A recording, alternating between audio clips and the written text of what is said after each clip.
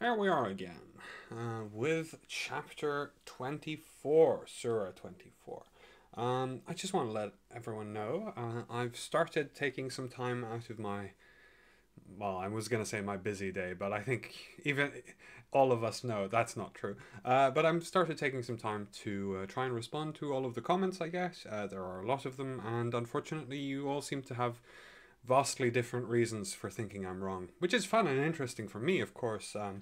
But it does mean it's a bit jarring to jump from one comment saying, "Oh, it's so clear and obvious what it meant," to another comment saying, "Ah, it has a thousand. Each word has 1,000 different meanings." It's like, oh, those are technically contradictory, but here we are. But yeah, I'm trying to get back on that. Sorry if I haven't gotten to your comments yet. There is a little bit of a backlog because I kind of just stopped interacting with comments for a while when I took my little break, but I'm working on it.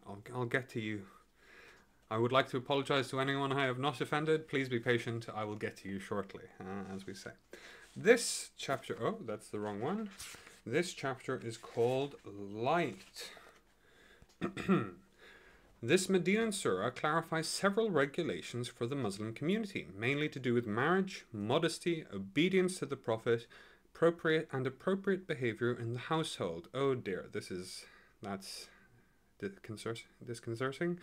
The initial context is the false rumor against Aisha, the Prophet's wife, who was left behind unwittingly by her traveling companions after wandering away in search of a dropped necklace. She was escorted back to Medina by a Muslim man coming later to who found her there. The surah is named after the verse of light, verses 35 to 36 presumably, where God's light is contrasted to the darkness in which the disbelievers find themselves engulfed, to show the light in the teachings given here.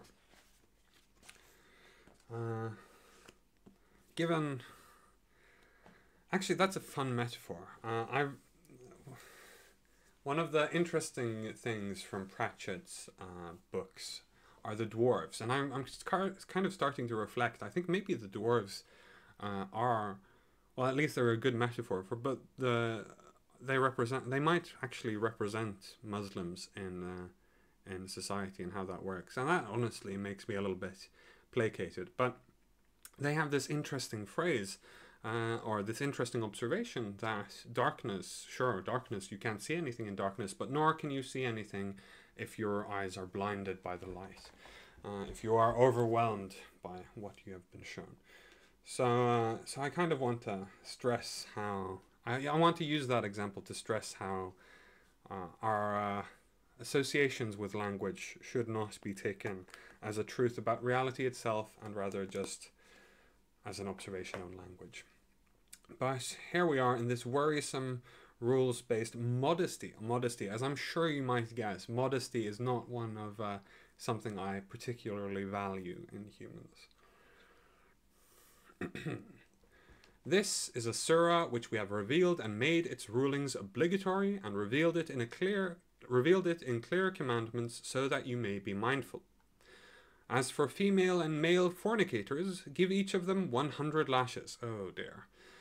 And do not let pity for them make you lenient in enforcing the law of God, if you truly believe in God and the last day, and let a number of believers witness their punishment. The address here is to legal authorities. Adultery has to be proven either by confession or the testimony of 4 reliable witnesses. Yeah, okay. So adultery, as in cheating. I mean, as I very much hope all modern human beings believe, the punishments probably are a little bit archaic. We don't really go for capital punishments in the modern world, nor should we really. And we have better ways of punishing. We have more stable, successful societies that are capable of imprisoning people so that they can, until such a time that they have been rehabilitated and learn not to do evil. Though I think the point here, sort of interpreting this generously, I should say, is to interpret it as I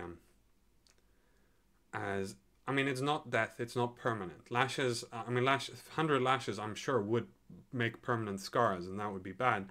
But in my head, if we modernize this kind of text, you go, okay, well, the kind of punishment we want to give to fornicators is the kind of a temporary punishment, fines perhaps.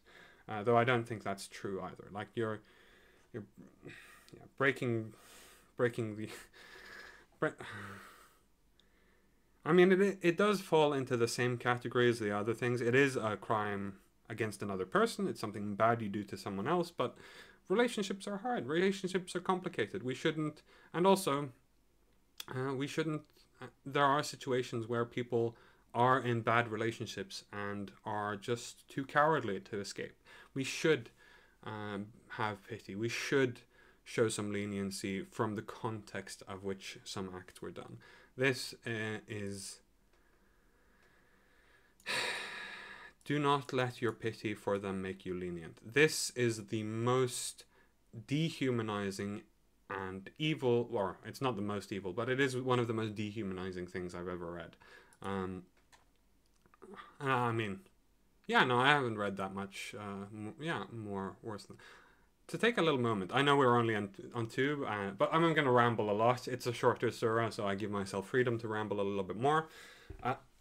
One of the really weird things I've started noticing and started reflecting on is, so one of the things we do as atheists, as secular humanists, and that we call ourselves humanists. And I've always felt that was a little bit pretentious. I go for the more, I go for making fun of myself. I go for self-deprecation and sort of, just immodesty and irreverence and sort of crassness. I call myself not only an atheist but an anti-theist. I go for making myself out to be this awful, despicable, disgusting human being. And if I can figure it out, then so can you. I kind of like to bring myself down into the mud and accept that, yeah, sure, we are dirt and dust, but that we still have some understanding of the goodness of humanity. But when you read things like this, you go, oh, now I understand. Now I understand why why secular people call themselves humanists, because this is anti-human. This idea, do not let pity for them make you lenient. I know we should read it in context, doesn't make it better, but in specifically this statement by itself is always false. This is always an immoral and unjust way to deal with your life. You should, in fact, let pity make you lenient. You should have this understanding, and that the pity comes from knowing more of the situation. Like, we know that God knows everything. He knows all the things you do. He knows all the secrets of your heart. He knows all of the things, and he will judge you fairly. He will weigh these things that other people cannot see. And so one would assume then that God, at least, has some degree of pity. And I would stress that any lawmaker who pronounces this sentence of 100 lashes for someone who they should have felt more pitiable for, someone even if they only deserve 20 lashes, or only 50, or only 10, or only 1, or as I suspect, 0 is the only acceptable answer, 0 lashes. In that case, the lawmaker should suffer this fate 100-fold in the afterlife. The sin of punishing someone who does deserve your pity should be far, far greater. And I think you should, as lawmakers, as justice, be a little bit more wary when enforcing the law of God. You should be a little bit more aware that, in fact, pity is a part. Like, God is forgiving, God is merciful, God is kind, but here we are told, no, do not emulate this. Do not be better. Do not strive to be as to these ideals that we hold God to. That kind of makes me suspect that actually the God you believe in isn't merciful, isn't kind, isn't forgiving, is cruel, capricious, and self-important, because only such a tyrannical, evil God could give these kinds of messages to people, these anti-human messages to people. Only an evil God who does not even value humans as people, but as things, as toys to be disposed of, could state something so despicably anti-human as this. let us be absolutely clear that two verses in, and this is why I reacted by reading the introduction.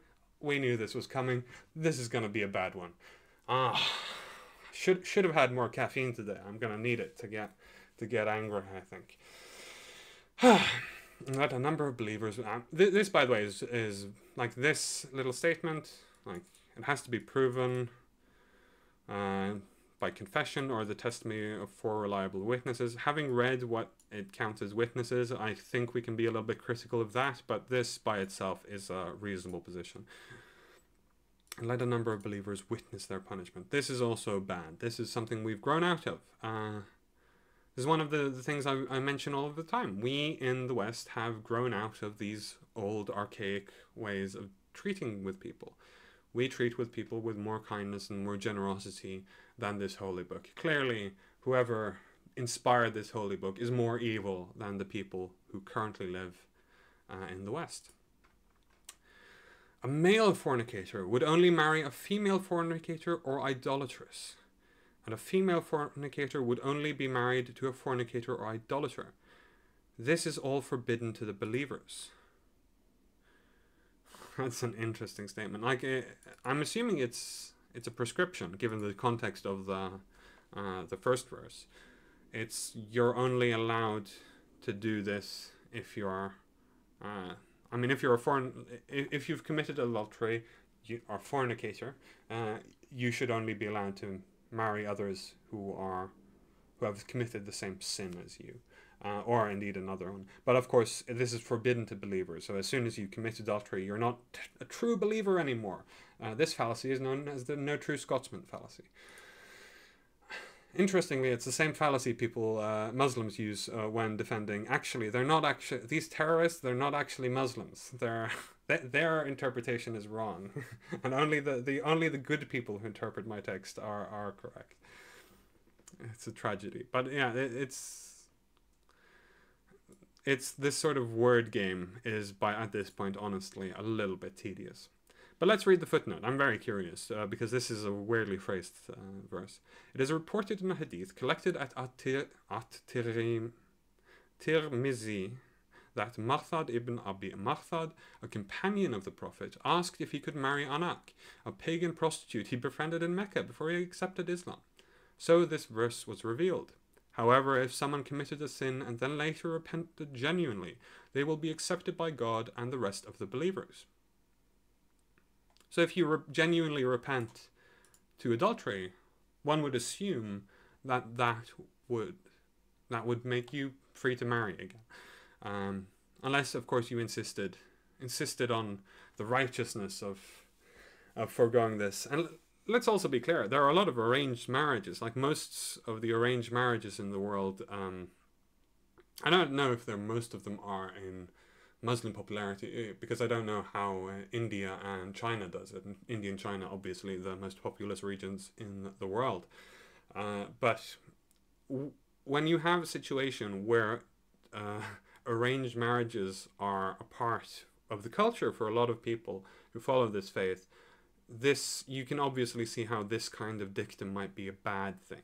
It's a tyrannical sort of anti-human thing. It's forcing people to do as they're told, forcing people to do as they have been forced to do previously, ensuring that they will always follow these arranged marriages. Makes sense if you're making in like medieval Europe, these kinds of laws would be similar. You would have these similar archaic systems of belief where you have to enforce these arranged marriages because they're very important for the political power structure, and if you don't enforce them, then things go haywire quickly. But we're in the modern world now. We can do better. We can do a lot better than this. We should learn from the past, not just imitate it. Oh, I also wanted to make a little bit of a point here. I would argue, actually, that if somebody later repented genuinely, I think that would justify not giving them the lashes either. Somebody who genuinely repents. But of course that's not true, because by confession, like you wouldn't confess unless you genuinely repented. Unless, of course, torture counts as a way of forcing people to confess. A person who genuinely feels bad for what they do might confess. but a person might be forced to confess, even if they didn't do it by torture. Let's be clear about what we've learned by torture. What we've learned from Guantanamo Bay is that torture is worthless. We shouldn't do torture ever. It just doesn't make sense. The only purpose of it is to force confessions of things we already believe to be true. It doesn't gain us more knowledge about the world we live in. Those who accuse chaste women of adultery and fail to produce 4 witnesses, give them 80 lashes each, and do not ever accept any testimony from them, for they are indeed the rebellious. Except those who repent afterwards and mend their ways, then surely God is all-forgiving, most merciful.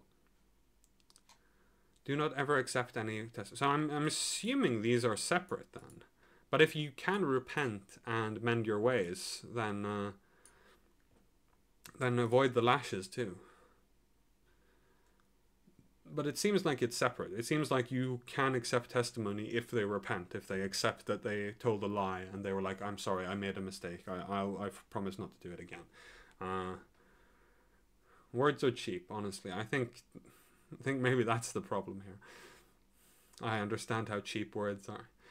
And those who accuse their wives of adultery but have no witness except themselves, the accuser must testify, swearing 4 times by God he is telling the truth, and a 5th oath that God may condemn him if he is lying, in order to spare the punishment. Yeah. And a 5th let God strike me down if I'm lying about your religion being regressive and outdated. I swear by God, I'm not lying. I swear by God, I'm not lying. I swear by God, I'm not lying. I swear by God, I'm not lying. And may God strike me down if I'm lying about your God being regressive and out of date. Or at least your religion. Doesn't work. Words are cheap. But I guess we all know that I'm going to hell anyway. So clearly I'm not afraid of the hellfire. So who would have thunk that these kinds of oaths don't work on me? But I do think it's true. That's kind of the important part here, is that people are more often mistaken than they are lying. People will be willing, like somebody who genuinely believes their wife is cheating on him, will be convinced, often like very emotionally convinced of this, and will insist on the truth of this because they have convinced themselves that it is true. That's kind of lying doesn't just mean saying something that's untrue. It means knowingly saying something that's untrue. And most people don't do that. Most people don't knowingly say things that are untrue, except politicians. Politicians do that all the time. But most people don't do that. Most people are very interested. Most people convince themselves of their own lies. Most people convince themselves of their own delusions. So when I say I know that this God cannot possibly be real, and if he is real, he is clearly evil and any moral person would oppose him, I'm saying that genuinely. I'm saying what I genuinely hold to be true, in the same way as people who believe in God, whether it be this God or another God, they genuinely believe what they say. So it's sort of, and they will genuinely swear by God that they're telling the truth, right? It's being able to swear that you're telling the truth doesn't come from, there's no law of nature. God isn't literally sitting there going like, he lied, I'm going to prove it to everyone that he lied by making his fingers fall off or his tongue fall out or something. God doesn't, like, as I'm sure you know, like if he did, I would probably believe in him a lot more, because then we would have actual evidence and not just supposition and hearsay. But indeed, the ability to swear I'm telling the truth, and the ability to genuinely swear that and genuinely do that before even as with God as my witness, is just about your own conviction. It's just about believing the things you believe. And I think even the most deluded people, especially the most deluded people, genuinely believe what they're telling is true. Except politicians, because there's no hope for politicians. I guess that's their job to lie, I guess, in a certain way. For her to be spared the punishment, she must swear 4 times by God that he is telling a lie, and a 5th oath that God may be displeased with her if he is telling the truth. The ruling is called li'an in Islamic legal system. Once the husband and the wife swear each 5 times as specified, the marriage is terminated forever, which means they can never be remarried. Interesting. So if they both swear, then essentially you have this situation where, well, he said, she said, We don't know. Leave it up to God. But let's not trust them to get married again. They'll probably just do it again. That's honestly fair. Even in my example of like these arranged marriages being like problematic, be sort of, well, maybe it's not fair in those situations, but you have like I was thinking in abusive relationships, where it is unclear, where you don't have witnesses. Obviously, the phrasing of this indicates that the man is sort of taken first, is given the opportunity to well, no, actually it's a fair still, it's a fair assessment still. Not marrying afterwards might be the most productive way of doing it, before forensic science and all of that. You would have suffered had it not been for God's grace and mercy upon you, and had God not been accepting of repentance, all wise as he is. Let's add some. Indeed, those who came up with that outrageous slander are a group of you. Do not think this is bad for you. Rather, it is good for you. They will be punished, each according to their share of the sin. As for their mastermind, he will suffer a tremendous punishment. Now you can tell who's a true believer and who's a hypocrite. I don't think you can. Those who came with that outrageous slander are a group. They don't think this is bad. I would interpret this differently. I think this is a positive statement. I agree. It is good to sort of be open and sort of understand. It is like to think that it is not bad for you that a group among you may have committed some sin. That is good. You should like me expressing myself here. This is good. Like even though I'm blaspheming wildly, this is good. You understand who I am, where I'm coming from, and you should know. I wouldn't argue. Obviously, I wouldn't argue I'm a hypocrite because I'm not arguing against my own positions, except when I am, which I do because of changing positions, just to sort of demonstrate that I think this is false on so many different levels. It's been suggested, why don't I read this from the perspective of Muslims? And I do. It's one of the 7 different perspectives I read it from. 7 is an exaggeration, of course. I view it from the anti-theist, the just purely atheist, the sort of spiritual but not religious, the other religions are true, and I sometimes read it from the Muslim perspective as well. I understand, like when I think it's poetry, I think it's because it's sort of, it is beautiful. It's written beautifully. It's written as a poem.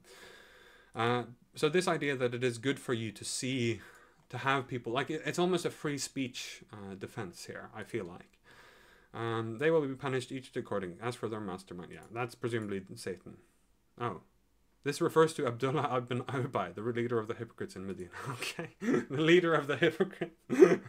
As if that's not just an intellectual position you can come to from many different angles.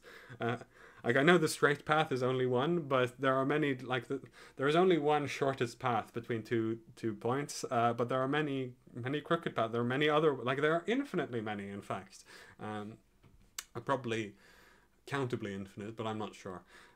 They will be punished each. So this, I would argue, is the mastermind. The real mastermind would be Satan. In the context of everything else we read, it would be Satan. Like reading this so contextually, only in the context of what's like the hadith context, is a very, very weird thing to do when you have a much sort of broader, more useful interpretation in the context of the whole of the Quran, right? You shouldn't need hadiths to tell you what to think. You should engage with the revelation itself and then think. This is, by the way, what it's like when viewing it from a sort of a religious perspective. Viewing this as the true revelation of God, I go, well, you shouldn't go with the hadiths. Maybe that's not the Muslim position, but that's called reasonable position. So I'm assuming, yeah, I just think this is a silly interpretation. If only the believing men and women had thought well of one another when you had heard this rumor and said, this is clearly an outrageous slander. I love this addition of an outrageous slander. Why did they not produce 4 witnesses? Now, since they have failed to produce witnesses, they are truly liars in the sight of God. Had it not been for God's grace and mercy upon you in this world and the hereafter, you would have certainly been touched with a tremendous punishment for what you plunged into, when you passed it from one tongue to the other, and said with your mouths what you had no knowledge of, taking it lightly while it is extremely serious in the sight of God. Oh, this actually kind of almost. I think it's still capital punishment, still bad. Capital public punishment, also worse, and definitely outdated at this point. But this kind of justifies it at a certain level, because it sort of implies that we should take seriously these sort of accusations we deal to each other. This is something that has been hinted at earlier. Should take testimony seriously. I don't think necessarily marriage vows should be taken as seriously, knowing as we do that sometimes people are forced into them, and also people learn. People discover, learn who they are. It is possible for someone to pretend to be a nice person, then you marry them, and then they can't pretend anymore. You see, and then they don't care to pretend anymore, because clearly they're going to get punished if they try and break off the relationship, if they try and leave. Though it has earlier been stated that divorce is permissible to a certain extent. So I would argue that within the context of the whole text, we should understand that the person, instead of committing adultery, should try and go for divorce.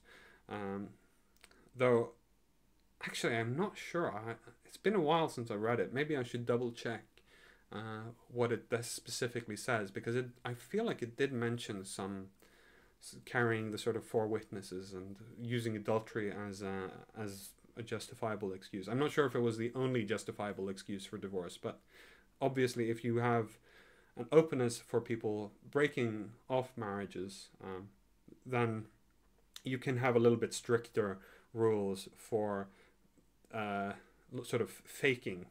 Like if you're in a marriage and you have the right to leave that marriage, then choosing not to leave that marriage but still breaking the vows is much worse than if you didn't have the freedom to leave that marriage. And I think we should be a little bit serious here and a little bit aware of, this is why I said this sort of pity thing should come in.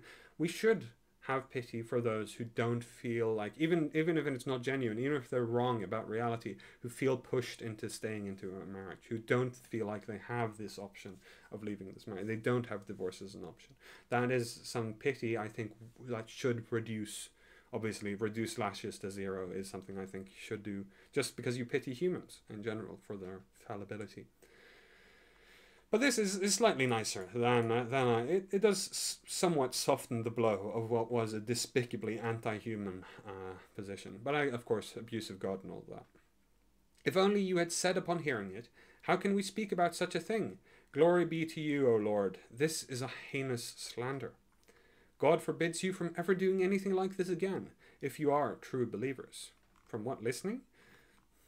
From not immediately reacting at it was not immediately knowing it was slander. And God makes his commandments clear to you, for God is all-knowing, all-wise. Disproven by all of the different sects. I read it in my own comments. Sectarianism divides you. Yeah, that happens with all ideas. This is why saying my commandments are clear and can only be interpreted in this way is always an unwise prediction to make. Indeed, those who love to see indecency spread among the believers will suffer a painful punishment in this life and the hereafter. God knows, and you do not know. Only God knows. You would have suffered had it not been for God's grace and mercy upon you, and had God not been ever gracious, most merciful. O believers, do not follow the footsteps of Satan. Whoever follows Satan's footsteps, then let them know that he surely bids all to immorality and wickedness. Had it not been for God's grace and mercy upon you, none of you would ever have ever been purified. But God purifies whoever he wills. And God is all-hearing, all-knowing. None of you would have ever... I'm curious if these tautologies actually mean something, because I've read them several times. Maybe I'm just getting bored by the whole repetition, but all of these sort of, yeah, God does whatever God wants because God is so great and all. It's like, well, yeah, of course. I mean, if we're going to try and ascribe a little bit of an extra meaning to it, it sort of indicates that anyone who is doing well, like anyone who seems to be purified, it sort of appeals a lot to the sort of seems to be, the sort of the veil of what they present to the world.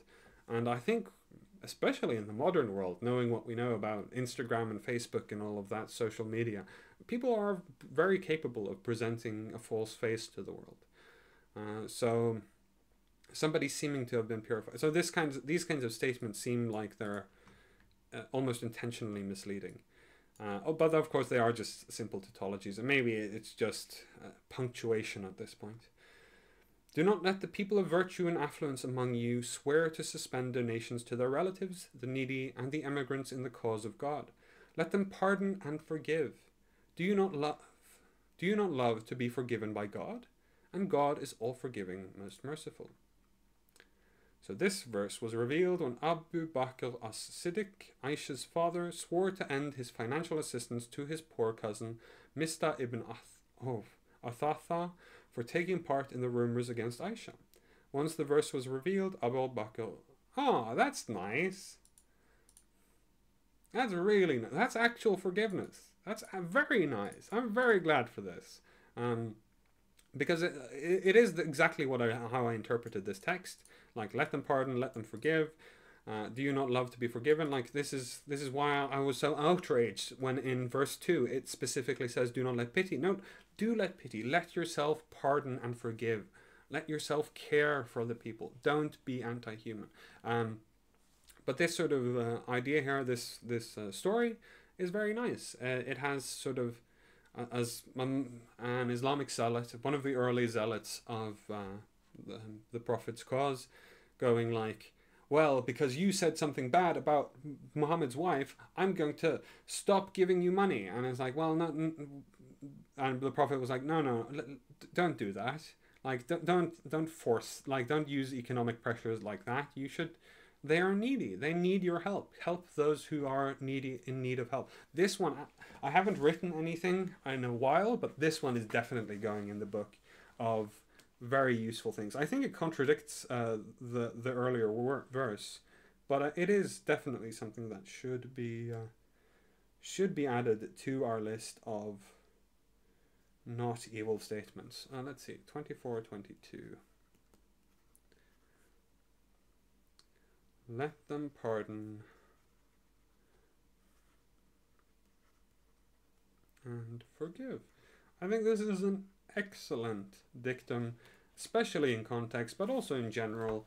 But I do think it contradicts this sort of harshness by which the law is taken to in the earlier parts of this surah. You shouldn't let them pardon. Like, if you are of the mind to lash someone for cheating on you, even if you have 4 witnesses that they did cheat on you, let yourself pardon and forgive. I understand that. Like, have this capacity. Do you not love to be forgiven by God? Do the same unto others. Like, try and be divine. Try and be better than you are. That is very, very good. And God is all forgiving, most merciful, right? All forgiving. Come on. Forgive everyone, honestly. I mean, yeah, forgive everyone. This is sort of, take this to be an anti-punitive. Like, rehabilitative justice, that's what we want. Don't want just punishment. We don't want just lashes. We want the kinds of justice that make people understand, like, genuinely repent and move on. And we have now the capacity in the modern world to do that. We can sort of train people up to be better. I'm not sure how more. I'm not going to be subtle anymore. Look to the Norwegian justice system. We try very, very, very hard to rehabilitate evil people, and I think that is more in this vein of being all forgiving and most merciful than dealing out 100 lashes to someone simply for breaking marriage vows. Surely those who accuse chaste, unsuspecting, believing women are cursed in this life and the hereafter, and they will suffer a tremendous punishment. Moral thoughts never cross the minds of these chaste women, and therefore they never expect slander.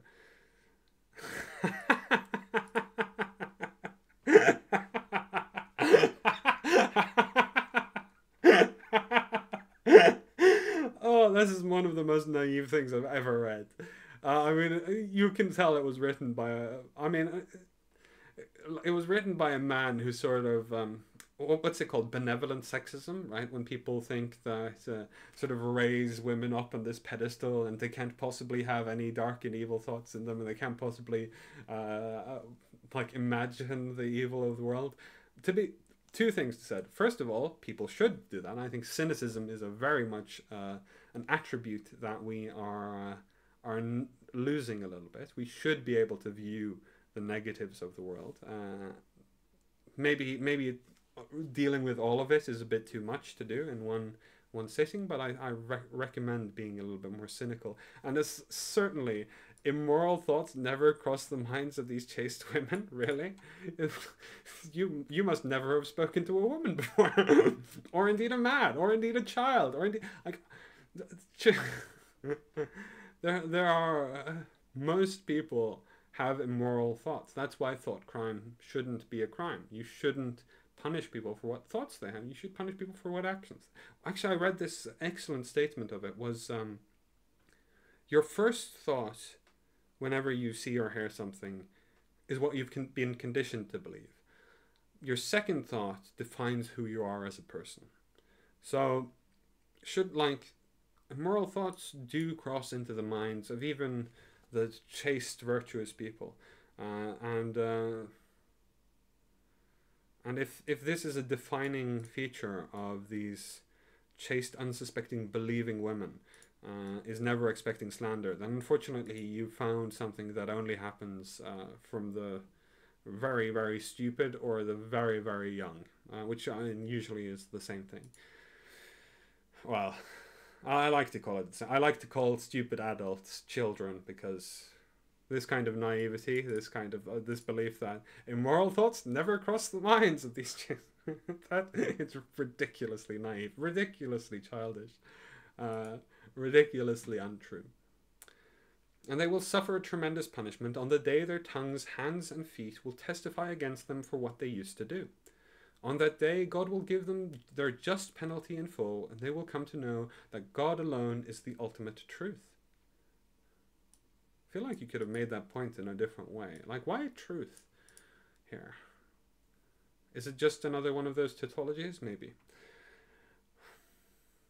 One of those weird attempts to sort of insist on the truthfulness of what's being said.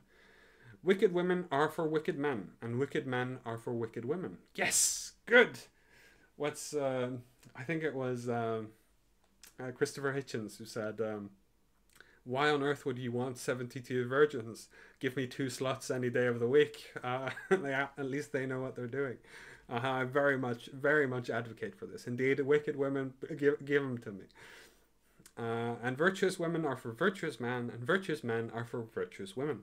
The virtuous are innocent of what the wicked say. Okay, they will have forgiveness and an honourable provision. This passage declares the innocence of Aisha, the Prophet's wife. Okay, interesting. Oh, I see. It declares it because, of course, Muhammad was virtuous. So therefore, whoever he marries must be virtuous. A little bit cart before the horse thinking there. O believers, do not enter any house other than your own until you have asked for permission and greeted its occupants. Oh, very, very good. Very good principle. This is best for you. Perhaps you will be mindful. Yeah, I mean, good admonition against robbery. If you find no one at home, do not enter it until you have been given permission. If you are asked to leave, then leave. That is purer for you, and God has perfect knowledge of what you do. There is no blame on you. It's a weird sentence here, but a weird digression here. But it's like the vampire laws, right? You're only allowed in if we invite you in. And God has perfect knowledge of what you do. There is no blame on you if you enter public places where there is something of benefit for you, and God knows what you reveal and what you conceal. Non-residential buildings, yeah. Yeah, I was curious, like, what is the definition of or public places?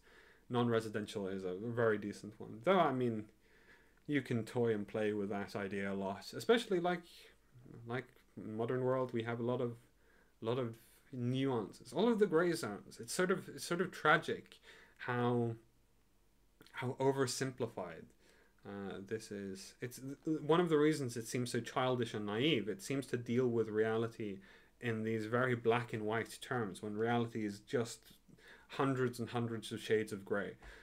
It's all gray. It's gray all the way down. So this sort of, yeah. So I can very, yeah. It's not a big criticism. It's just a sort of a fascinating fascinating note on the tone, of how the tone has been all the way through. O prophet, tell the believing men to lower their gaze and guard their chastity. That is purer for them. Surely God is all aware of what they do. I shouldn't. I'm not gonna say it. But I'm gonna hint at it. Well, there is some evidence, and this is something that typically happens: is that the people who are loudest in their screeching about others following the word of God are typically projecting. They're typically have problems with themselves and how they sort of express themselves. So this is, again, it's sort of anti-human again, because it sort of implies that, well, these innate human emotions, like to want to have sex, which is just built into us. God created us with this desire to have sex with each other.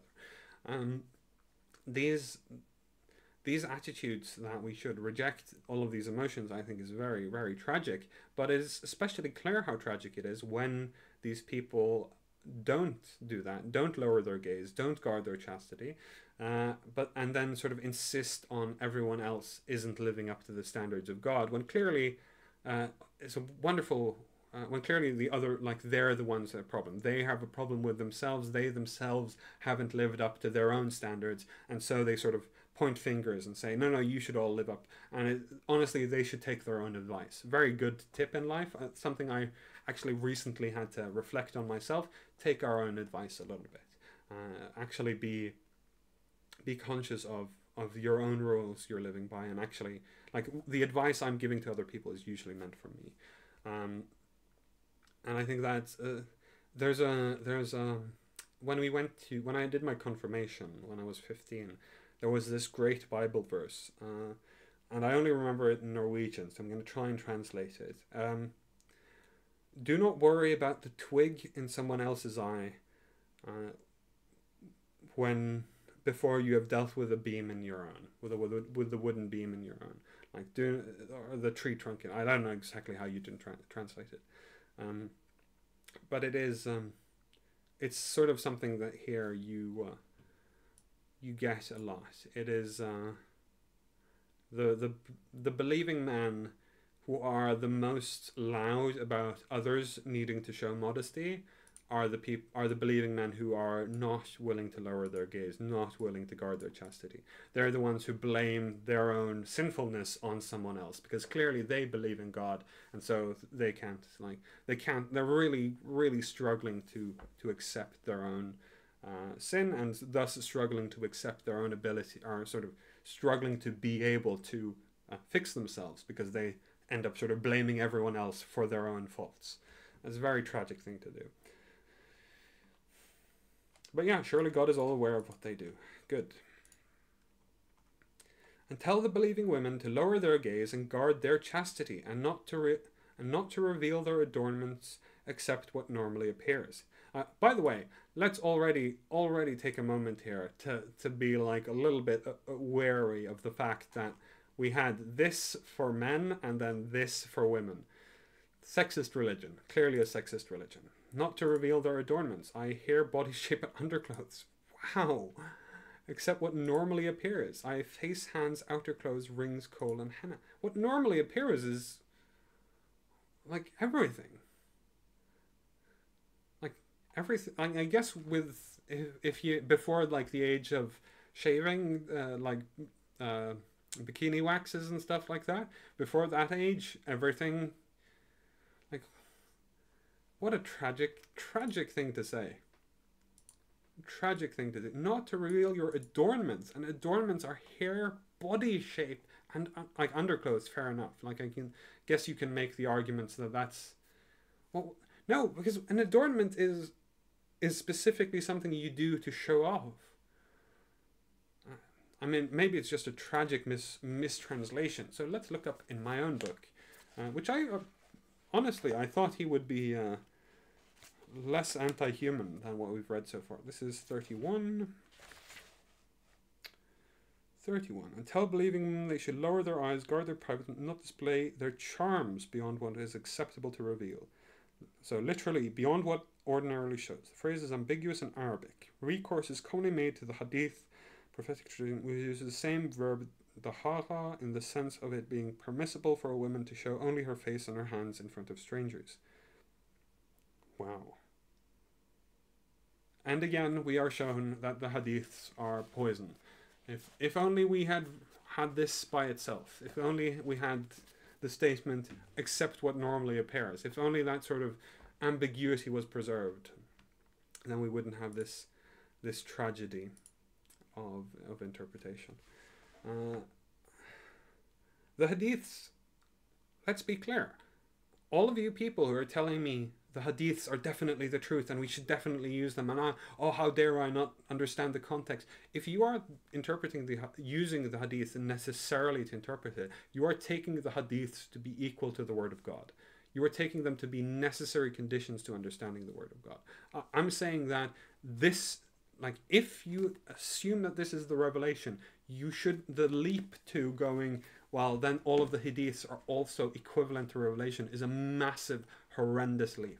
You should be more wary of that. You should be more wary of the fact that this was written over 1,000 years ago. You should understand that the people who wrote the hadiths were not God. They were not inspired by God. They spoke to someone who wasn't. They listened to someone who was inspired by God. That's like 2 degrees of separation from God. I get that you want the 1 degree of separation, I can sort of understand, but at 2 degrees, surely at that point you realize that human fallibility must have come into the picture. Even if God specifically made it so that the prophet could never falter and never say something false, the people who wrote the hadiths certainly could. And if God made it so that the people who wrote the hadiths couldn't falter, then why not simply all of us? If it was possible for us all to just make people understand the truth, then God would simply have done so. And clearly, myself as proof, God has not done so. But let's see how sexist it gets. Let them draw their veils over their chests and not reveal hidden adornments, except to their husbands, their fathers-in-law, their sons, their stepsons, their brothers, the brothers, okay, I'm just going to read the whole list. The brothers' sons or sisters' sons, their fellow women, those bondwomen in their possession, male attendants with no desire, presumably eunuchs, or children who are still unaware of women's nakedness. Let them not stomp their feet, drawing attention to their hidden adornments. Turn to God in repentance altogether, O believers, so that you may be successful. So what does this one? Are their hair, arms, and legs? They're hidden adornments. Like their arms. Their arms. They're hidden adornments. I mean, I get why this is sort of being used to oppress women, because obviously it's different for men and women, what's being described. This is clearly much more lengthy, much more tedious, much more rules-based, how women should display themselves to other people. But it's sort of horrendous. It's just horrendous to say that what normally appears, what normally appears on a human is arms, legs, and feet. Like, I understand that we have a lot of sort of fear of breasts, of female breasts, but like, we've also accepted more and more in the Western world, like nursing. Public nursing is something that is more and more common. And this is something I think we should be more accepting of, because you're not, like, why sexualize the maternal act? Like they're showing it to their sons or their daughters. They're showing their bosom to their child, their infant. The fact that you can see it, why don't you use your own, why don't you lower your gaze and guard your own chastity? Why do you put it on the women for simply being mothers, simply showing what normally and naturally appears, the things they need to do to raise children? And so for me, I think we should, as a society, be more accepting of the female nipple in the same way we are accepting of the male nipple. Though, to be clear, I do like bikinis and stuff like that because it lifts them up a little bit, and that's really good for appearances. But then again, I'm an avid sinner. I do not lower my gaze. Although I do kind of, because I'm kind of a repressed. It's kind of a weird thing for me to sit here and argue because I'm very sexually repressed. I would honestly, if I had come to, if I had not rejected religion in general, or maybe if I'd come to Islam when I rejected Christianity, I probably would have become as repressive and oppressive as these kinds of texts imply, because to me it's I can really empathize with this almost fear of looking at a woman and a sort of being afraid of the sort of sexualness and the emotions this inspires in me. It is something that is uncomfortable. If you are sexually repressed, it is very uncomfortable to be sort of confronted with these things that arouse you just generally. But to be clear also, hands, face, I'm more of a face guy. I mean, like, boobs and ass are great, but give me a succulent pair of lips and I'm more than happy. But I had a beautiful pair of eyes. Like, you have beautiful eyes that can inspire a desire in me. So it is. That's kind of the problem with covering yourself up, is that you just end up sexualizing the things you cannot see, right? Or sexualizing, you just shift what you sexualize. Like we make fun of people in the 50s really, oh, they showed an ankle, ooh, how naughty, because in today's age we see mini skirts, right? We can almost see girls' asses hanging out. So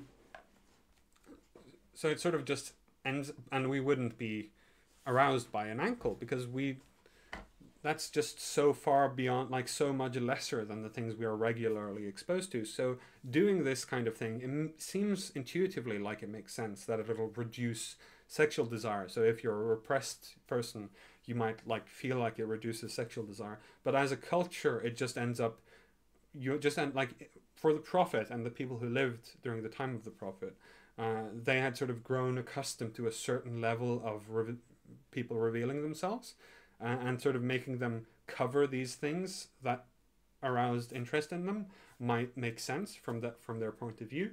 But from our point of view, from viewing this sort of as a cultural shift and understanding what happens after generations of people adopting these kinds of garbs, is you just have to make it more and more restrictive to prevent any kind of sexual desire. You start out with what might be, I don't think it is, but what might be reasonable, let's assume it is reasonable for the sake of argument, and you just end up making it more and more restrictive as our desires just show ourselves. Somebody, I know I'm going to try not to reference comments too much, but it is going to happen when I read them more. But one of the comments was like,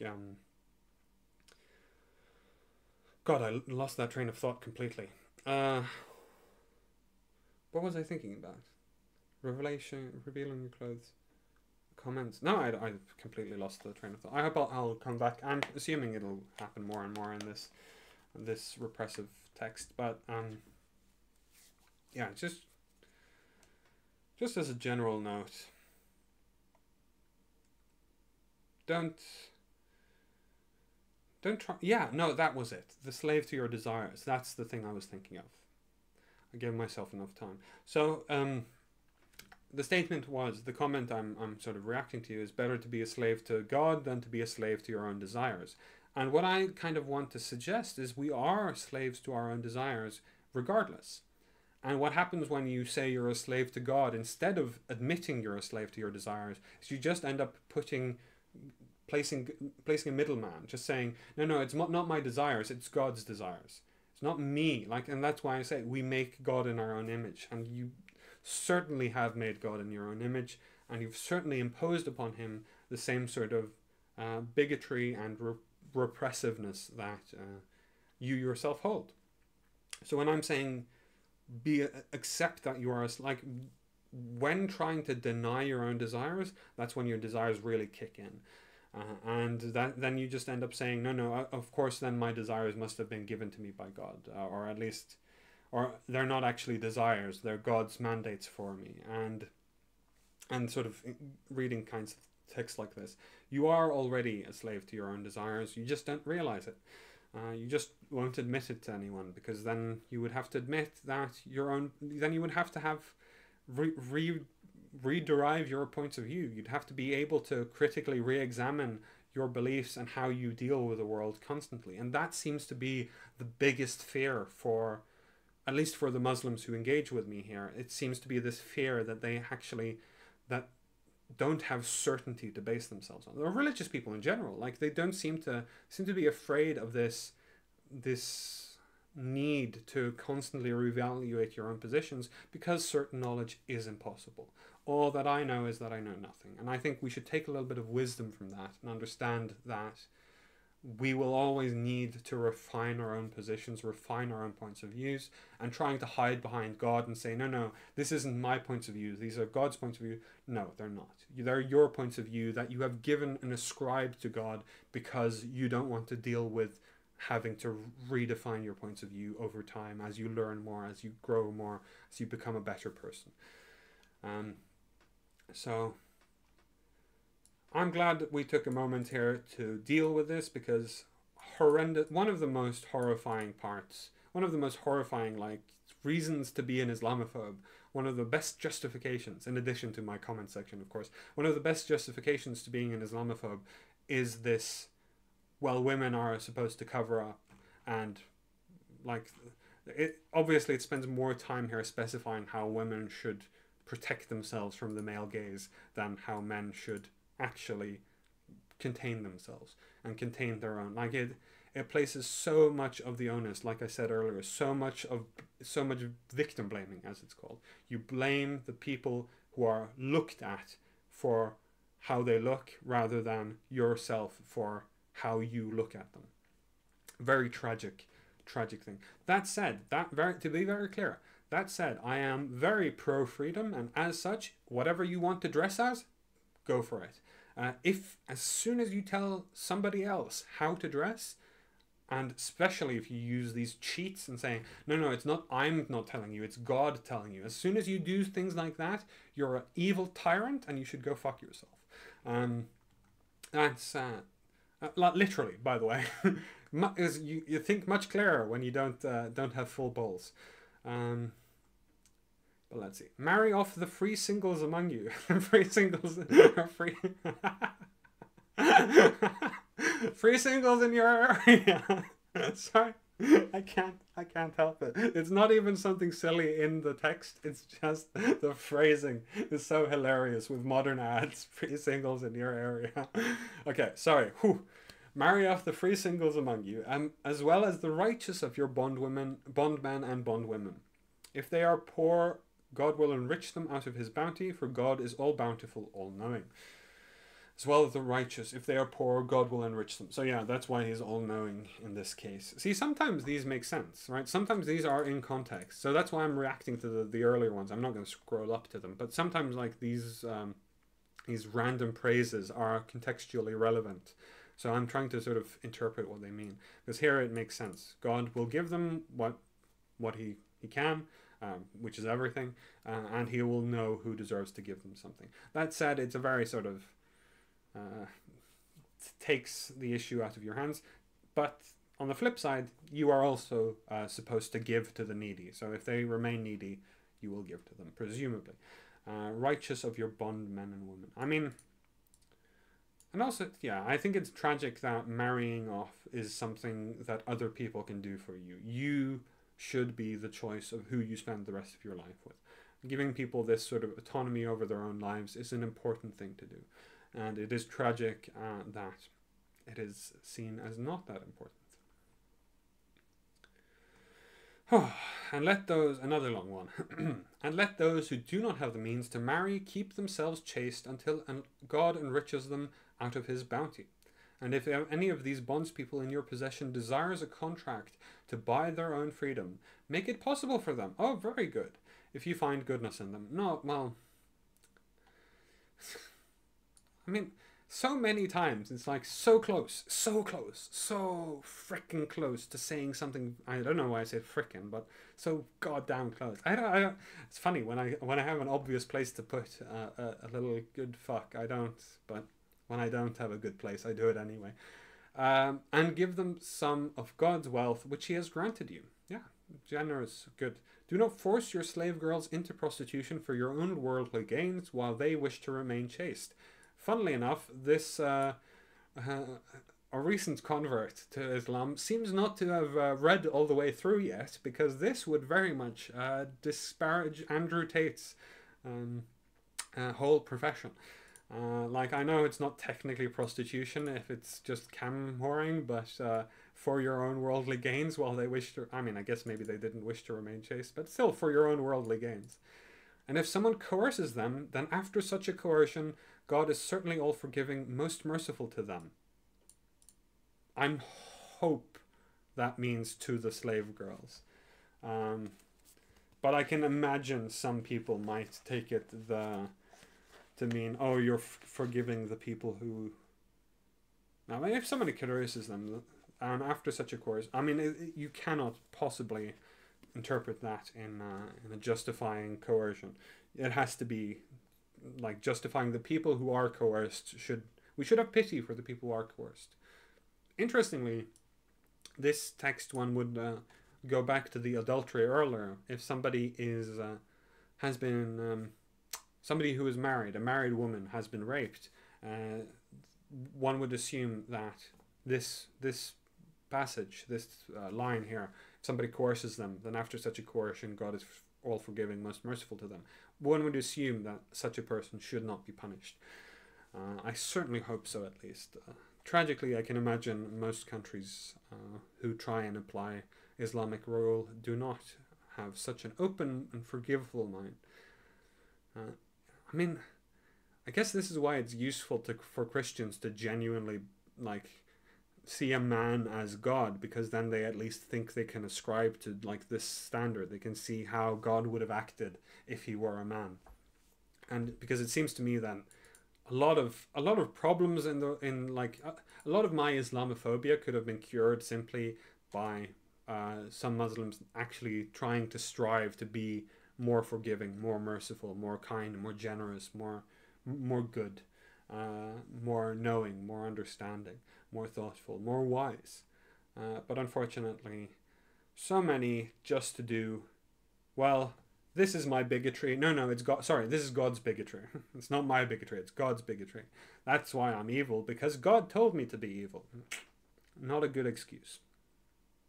Strive to be more forgiving, more merciful, more kind, more benevolent, more good, more wise, more everything. Strive to be better. Even better than the people who wrote this nonsense. I couldn't help myself. If I just stopped there, I might have actually made a good point, but can't help myself. If I have to insult, if I can insult something, it's so tempting.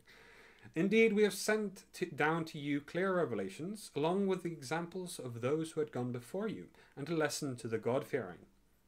God is the light of the heavens and the earth. His light is like a niche in which... like a niche in stone, yeah.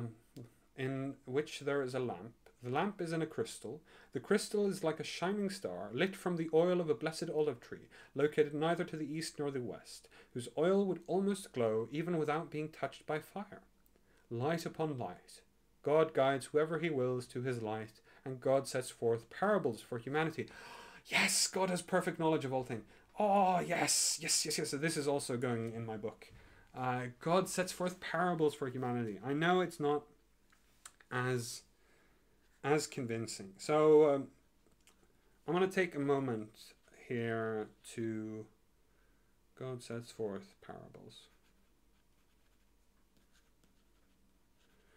to say. So one of the motivations here, one of the reasons I'm making all of these notes, the original motivation for making these notes, despite me taking a little bit of a break, honestly, fair break, because most of the passages didn't have anything good to say about them. I think it was the last 10 surahs. I don't think I've made a note because honestly, most of them are trash. But this is why, let's explain why I took these notes. These notes were because one of the things I've noticed is when people seem to have a very literal interpretation of things and very much try to go, this is what the book says and I'm going to follow it literally. It can't possibly be any figurative, and it can't be a parable. I know exactly what to say to a Christian who makes these kinds of outrageous claims. I say, what did Jesus say? I ask them, what did Jesus say when he was asked what makes someone good? And presumably, and if they know, even better, but if they don't know, I say, what Jesus said when asked what makes someone good was, there once was a man on the road from Jericho to Jerusalem who was beset by bandits and beaten to within an inch of his life. First, he was passed by the priest, then by the Levite, until at last a Samaritan came, the most hated of the people in the time. I think even in the Quran here, it's been displayed as one of the more hated groups. And then a Samaritan came, and this Samaritan helped this man, tended to his wounds, paid for him to rest, and saw him out afterwards. So, in the Christian tradition, clearly, God speaks in parables. Because clearly, when asked what makes someone good, Jesus' first thought was, well, let's tell you a story. That's how God communicates with us. And it makes sense, right? When we communicate with children, like this relationship, I think this is a much more endearing relationship, the sort of father-son, the parent-child relationship, than the master-slave relationship being shown in the Quran.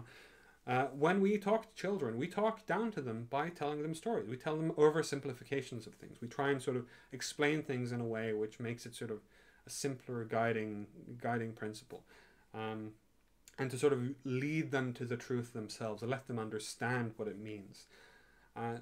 So it makes a lot of sense that a divine being would try and communicate with lesser beings through stories, as we communicate with our lesser selves through our stories. But I hadn't. So the point of all of these notes was to find where in the Quran does this happen. Presumably it did happen. And that's why I started taking the notes, because it was like, oh yeah, I can use these arguments. I can use this verse as a reference to show actually God doesn't speak to us in these sort of clear dictums. But in this case, and in this case we have it. Here we have exactly what I was looking for. God sets forth parables for humanity. We should be much more open to understanding the storytelling element. And I think an important trick about the storytelling element is not to sort of preserve the ambiguity, to preserve this, the act of revelation in and of itself, not just in the context of the hadith, not just in the context of, well, what was the lesson for the people at the time? That doesn't make a lot of sense. What was the lesson for the people of the present? It makes a lot of sense for the people at the time to interpret it as they did at the time. However, we are living in the present. We're not living 1,000 years ago. We have to interpret this in a modern way to actually make it applicable to our own lives. And to do that, for this actually to be sort of valuable as in sort of a text for all people, for all times, in all cultures, we have to be able to actually do that. We don't go and say, well, these people at this time had to interpret it in this way for it to make sense in their lives. No, we go back to the revelation itself, back to the parables itself, and say, how should we interpret them in the modern world? How should we adjust them to fit, and adjust our understanding of them to fit how we now see the world? I think this is a very good passage, or I mean, I'm not sure the whole of the passage, but this specific thing right here, God sets forth parables for humanity. That is possibly the best thing the most useful thing I've written. Like the best argument against my Islamophobia I have read so far is that don't take this literally. That's what's being said here. Don't take this text too literally. Try and understand that God is communicating you. He's telling you a truth that is too big and too complex for you to understand right now. So he's telling you it through a story. He's telling it to you through a parable. It's much more useful to you, to everyone living in the modern world, to engage with religion in this way, to engage with religion as a series of useful stories rather than the exact dictums of a tyrannical God, which is what it is being used as by most people. But let's start clicking the footnotes. So God is the light of the heavens and the earth, his light. This is a metaphor for the light of guidance in the heart of the believer. Okay, blessed olive tree located neither to the east nor the west, meaning the olive tree is wholesome because it is located in a central place, so it is hit by sun rays all day long. Therefore, the olive is of a premium quality. Is this just scientifically illiterate, or because if you want to make this point, you say neither to the north nor to the south, right? We know how the Earth works. Earth's sphere, as a sphere, if you want to like have light most of the time, you want to go around the equator, right? That's how you get the most sunlight, is around the equator. But that goes all the way east and west. It goes either way. It goes all the way around. But if you want to like avoid these zones of less sunlight, you go north-south.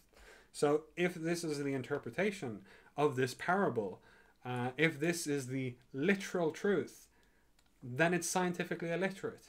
So this passage, funnily enough, even provides an example of why you have to take this as a parable. Otherwise, it becomes obviously false, obviously trivially untrue, because the easternness and westernness does not generally influence what was it, sun rays all day long and the being of a premium quality. It might be something relevant to the context, like at the time there was, like, if you went too far west there was desert, if you went too far east there was desert. Like, this might make sense in that context, but if it is taken to be literally instead of a parable for humanity, then you go wrong immediately. Even immediately. That's so good. That's such a honestly, I hope there is a God who wrote this, because that's a clever trick. But to be fair, I do believe Mohammed was a clever philosopher most of the time. Sometimes a little bit eccentric, but like it does make sense that somebody who is so clever will make this kind of point. But it does make it tragic that people insist on their own interpretation, or at least the interpretation of the people, the first people who were, let's be clear, people living over 1,000 years ago didn't know the things we know. We should expect them to make some trivial errors like this, rather than assuming that actually the God was scientifically illiterate. That's probably wiser in context. So let's see. For God has perfect knowledge of all things. That light shines through houses of worship, which God has ordered to be raised, and where his name is mentioned. He is glorified there morning and evening, by men who are not distracted, either by buying or selling, from God's remembrance, or performing prayer, or paying alms tax. They fear a day when their hearts and eyes will tremble, hoping that God may reward them according to the best of their deeds, and increase them out of his grace, and God provides for whoever he wills, without limit. Shall we check the footnotes? I don't think you need a clarification here, which is why I don't really feel the need to open the footnotes. Because, and again, this is why we read the thing in and of itself, and not the interpretations of that. That's what the hadiths are. They are interpretations of men. To understand this is the first step to wisdom. But yeah, light shines through houses of worship. That makes sense from the metaphor, by like priests presumably, or like pious people who are focused, like monks, or people who dedicate their lives to sort of God and not mercantilism. Let's be clear. Like, as we know, Muhammad was a merchant. That was his profession. So, like, understanding what it means to do sort of how to prosper, how to live your life. It will often be phrased in terms of mercantilism rather than sort of farmer metaphors that you find in other religions. Especially older religions will often rely on farming metaphors. But let's see. They fear a day when their hearts and eyes will tremble, hoping that God may reward them according to the best of their deeds and increase them out of his grace. God provides whoever he wills without limit. As for the disbelievers, their deeds are like a mirage in the desert, which the thirsty perceive as water, but when they approach it, they find it to be nothing.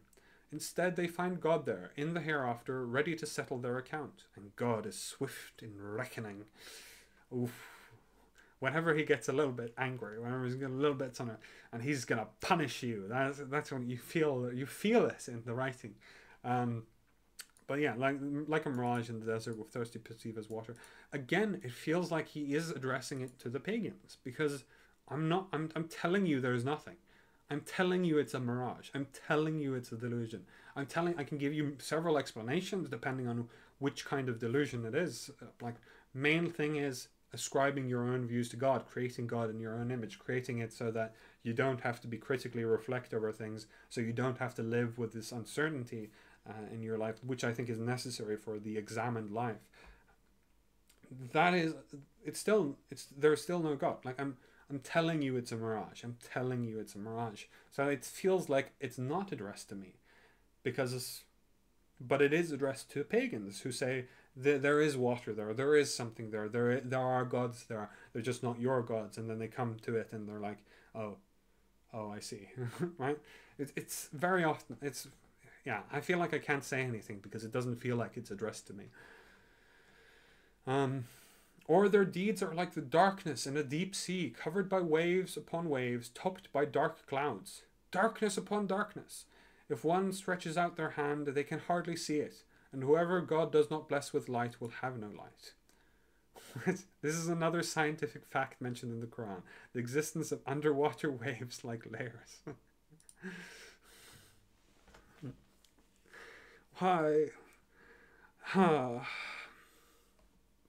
Some of you mentioned that I didn't address the scientific proofs of the Quran.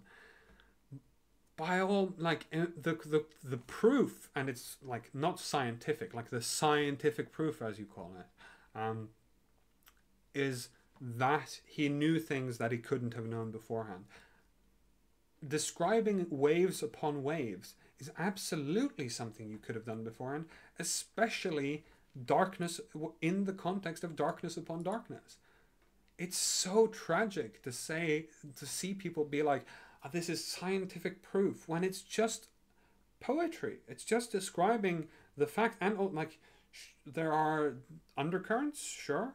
I mean, calling them waves is probably a bit metaphorical. Like, so you understand that it's metaphorical in principle, but undercurrents do exist, and they can oftentimes go different ways, which is presumably why it's sort of described there. But waves upon waves, topped by dark clouds, darkness upon darkness. It's sort of waves upon waves. It's sort of, the embellishment is a part of the descriptiveness of it, to make it sort of clear that it is darkness upon darkness upon darkness. You are hidden as much as you possibly could be hidden from the light. Like the darkness in a deep sea, covered by waves upon waves. Like, how many waves are like, count the waves in the ocean. You can't. There are waves upon waves upon waves, right? That's how we describe it when there's sort of infinite, when it seems like it's infinite, right? Probably at any time there was probably a finite number of waves, given how physics works, chemistry honestly works. Given how that works, there's probably a finite number of waves all the time. But sort of describing this sort of endless sea, literally, like this endless sea of sea, is using this and then going, it's a scientific fact, it's a scientific proof, it's a proof that he knew things that he couldn't have known. Why on earth couldn't he have known that? Understanding that there are undercurrents in water is actually something you can find out pretty quickly if you spend some time swimming. Anyone who's been in a slightly choppy water will know, or especially like water which doesn't seem to be choppy but actually is. There's actually, I think it was Edgar Allan Poe who wrote this. I'm not sure it was, but the Maelstrom, it's called.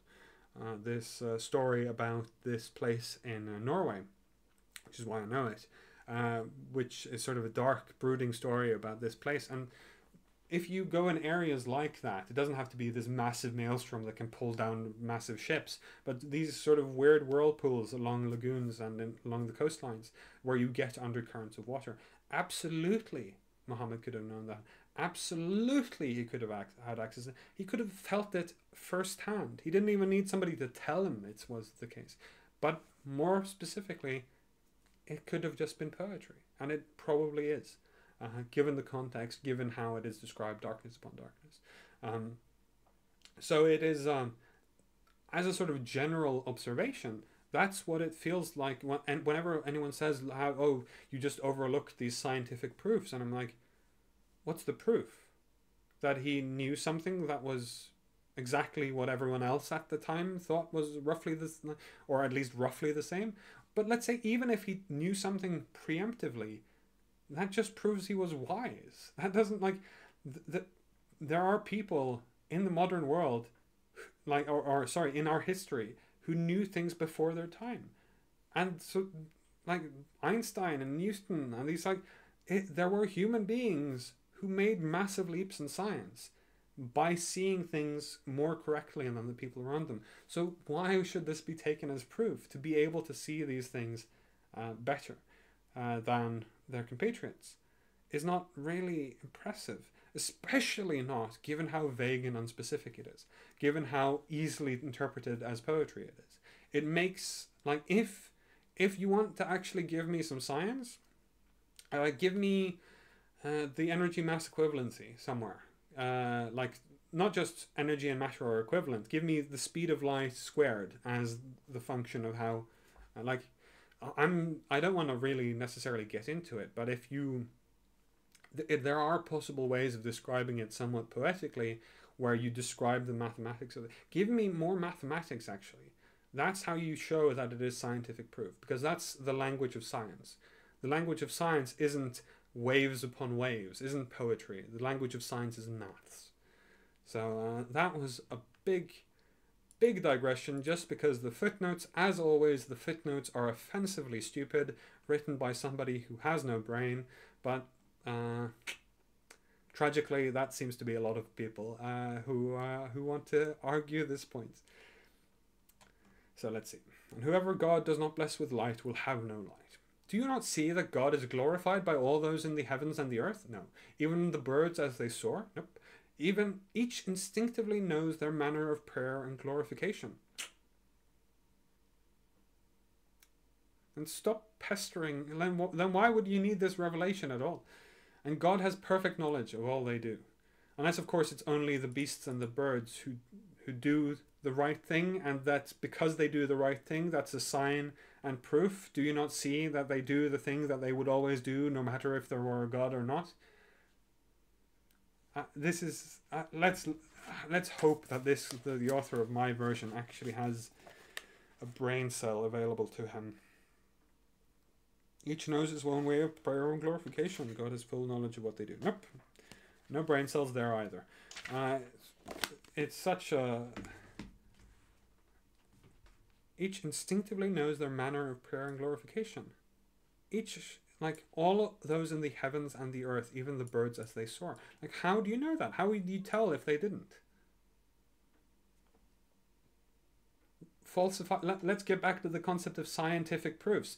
Another principle of scientific proofs has to be falsifiable. Where is this statement which can prove the text to be false? There isn't one. Of course, I can understand why there shouldn't be one from the context of this sort of being moral teaching and philosophy. In philosophy, you don't necessarily want to hinge everything on this one point.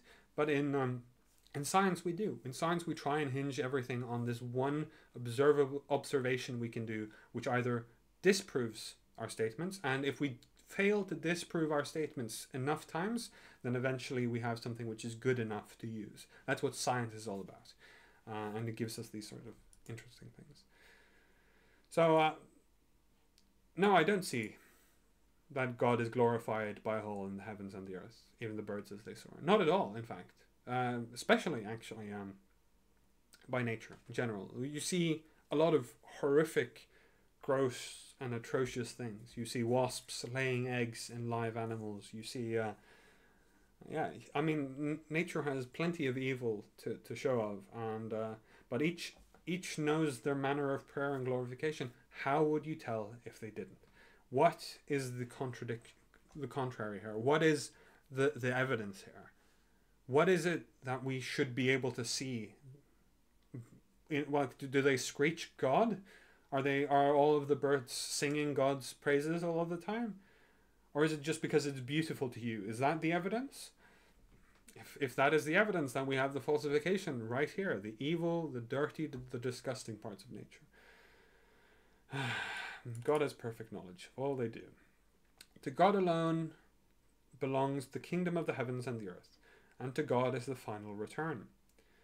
Do you not see that God gently drives the clouds, then joins them together, piling them up into masses from which you can see raindrops come forth?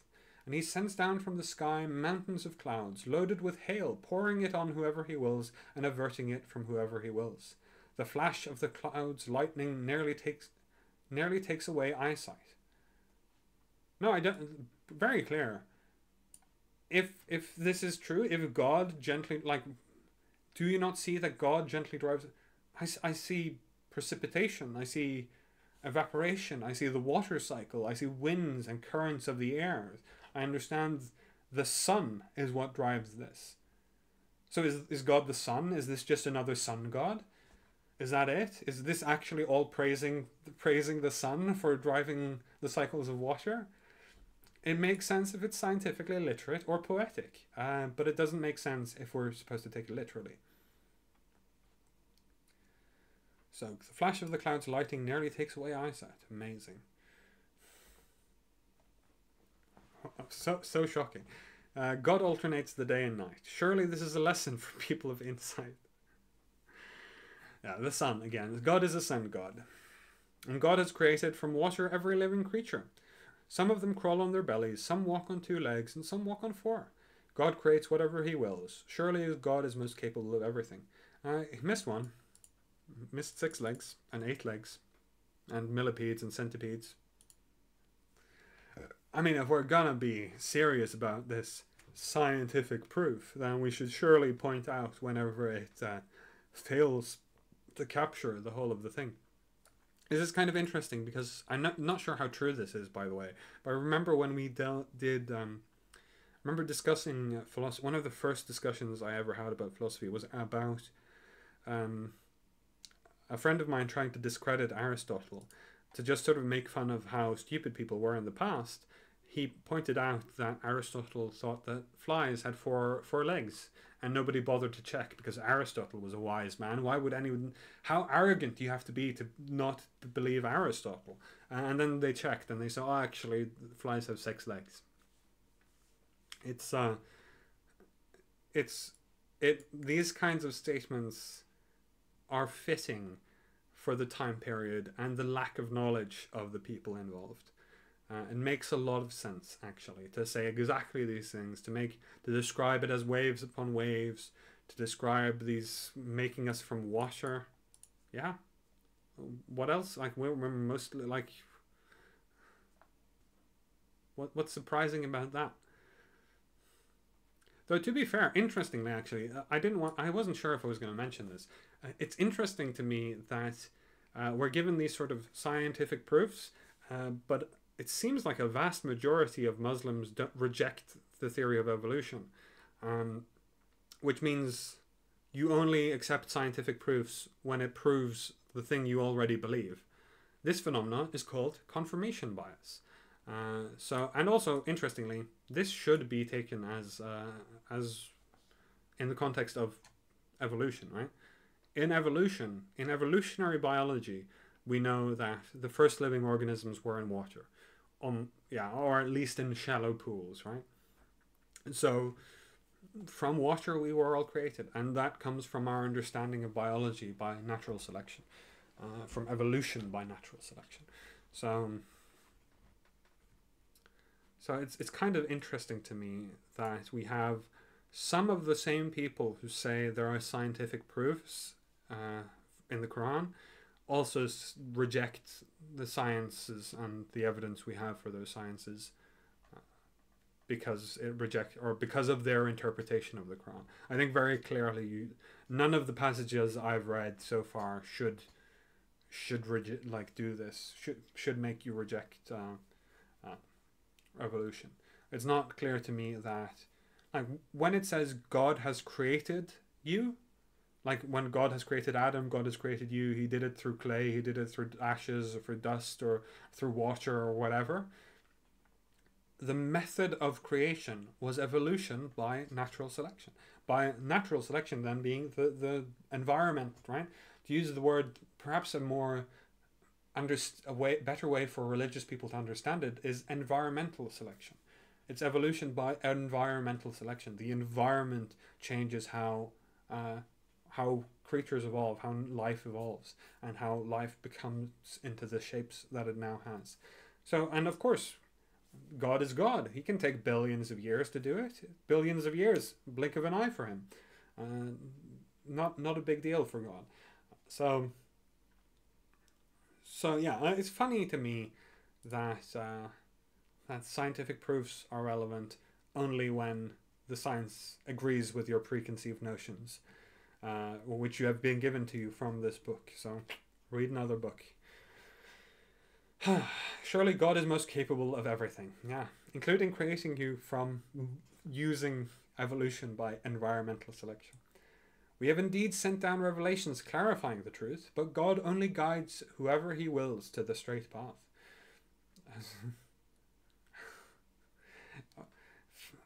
I'm stopping too much, but it's another weird thing. Is like preempting criticism, like, oh, well, you won't believe because God is only going to guide those he wants to believe.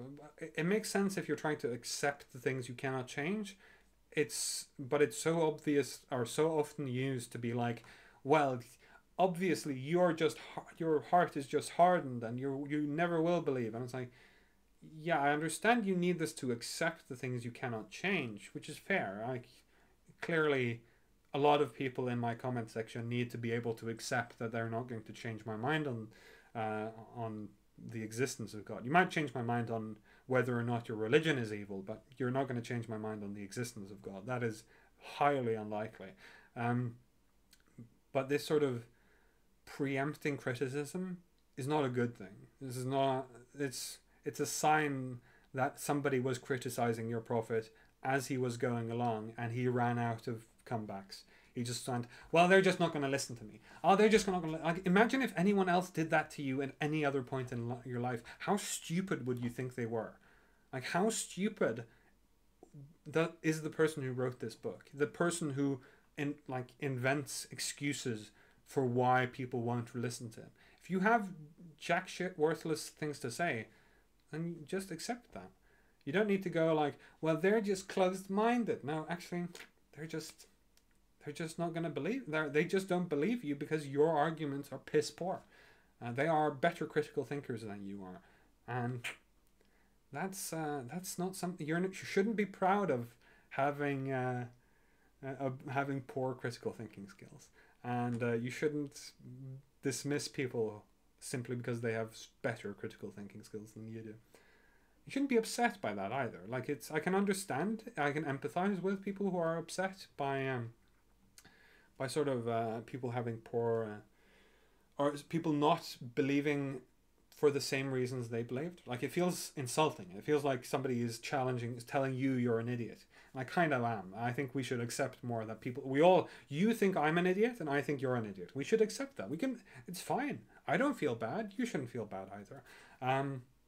But it's sort of, I can empathize with this feeling still, because people do whatever convinced you to come to some conclusion. If you then share it with them and that doesn't convince them, it feels like they're making fun of you for being stupid.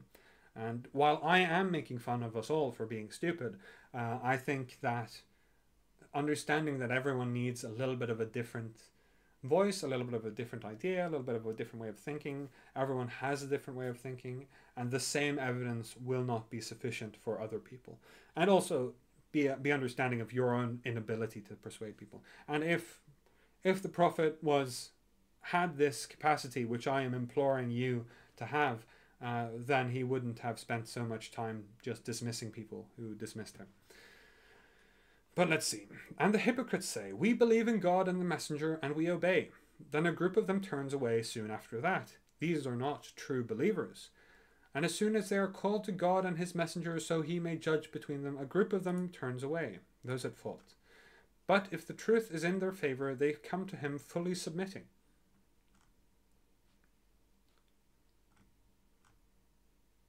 Okay, so and it's a bit of a weird phrasing, but I'm going to interpret this here. Because what it seems to say is, in this context of being judged between them, some of them have done something wrong.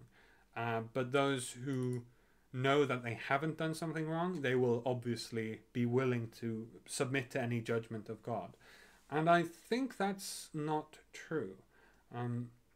Imagine yourself at this time, right? You are one of the pagans. You've heard of Mohammed, but you don't really know if he has anything valuable to say. You don't really have the time to check right now. You're busy, you're taking care of your family and all of that.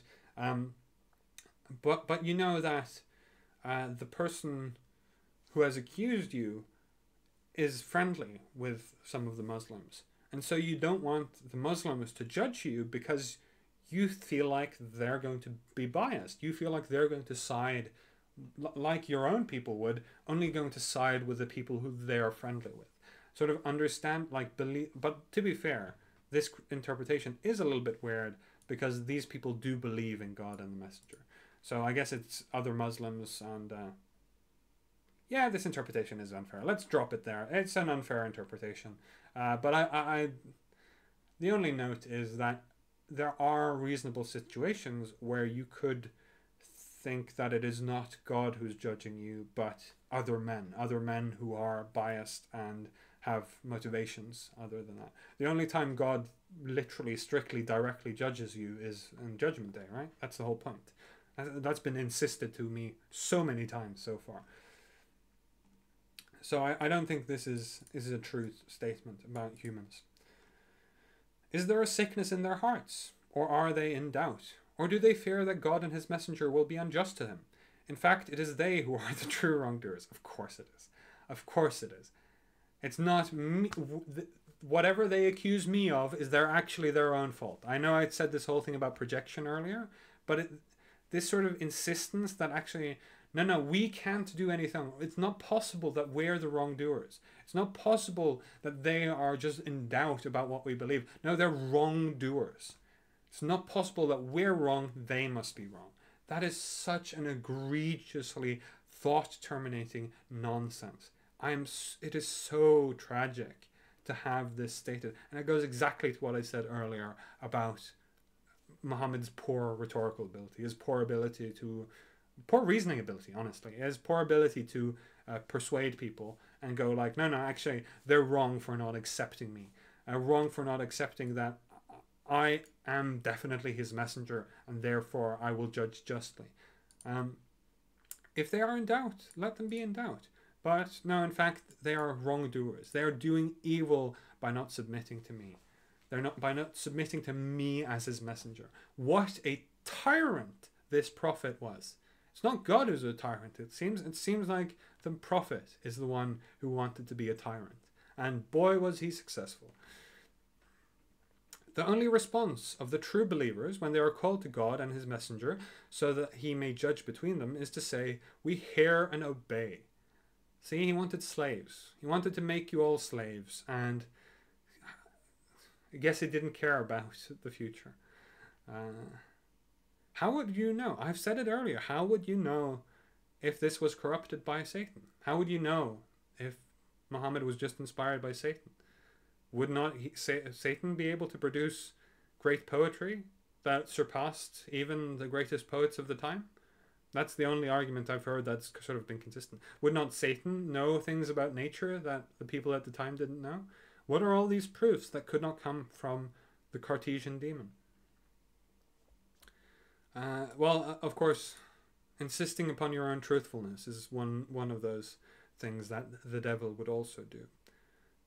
For whoever obeys God and his messenger, and fears God and is mindful of him, then it is they who will truly triumph. Note here, all of these, and his messenger, and his messenger, and his messenger, insisting that you accept the prophet as equal to God.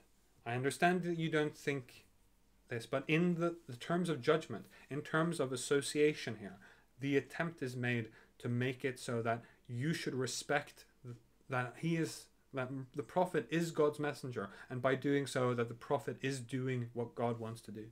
It is simply insisting upon the fact of the matter. You should be in doubt that he is God's messenger, but doing so would make you a wrongdoer, and then God will punish you. And then, of course, all of this is true for every religion. Every religion will punish you for not believing properly in them. Tragic abuse of God, trickery again. See, we hear and obey, yeah. Like I said, wanted slaves. For whoever obeys God and his messenger and fears God and is mindful of him, then it is they who will truly triumph.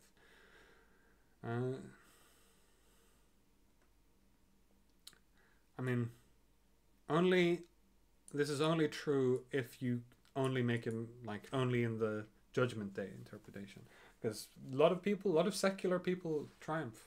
Fearing God is not necessary for triumph. In fact, it is a detriment for people who triumph. In the modern age, it is a detriment because we try and understand things without God. We don't insert God into the gaps. We try and push the gaps to be smaller and smaller. We try and understand more and more about the universe, and it's saying, no, this is what God means. But yeah. So those who triumph are those who are secular, are those who don't insert God into any problem they cannot understand at the moment.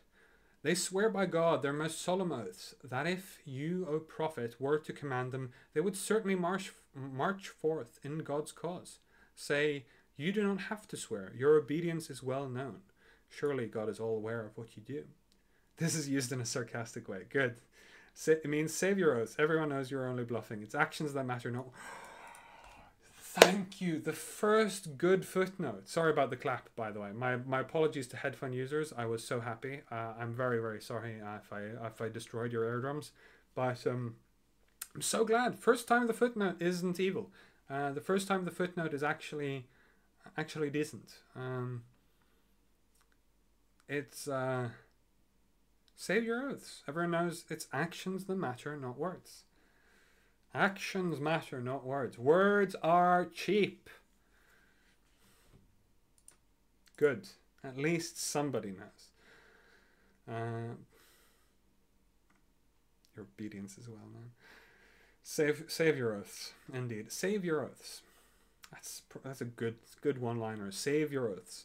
Say, obey God and obey the messenger. But if you turn away, then he is only responsible for his duty and you are responsible for yours. The prophet's only duty is to deliver the message. Their only duty is to obey the prophet by submitting to God. Okay. To obey the prophet by submitting to God, right? This is all just about God. It's not about me deciding how you should live your lives and what culture to follow and who you should wage war on and how we should move around. It's only about God. It has nothing to do with any of those other things that we're also doing. Do you not use your reason? Are you so gullible?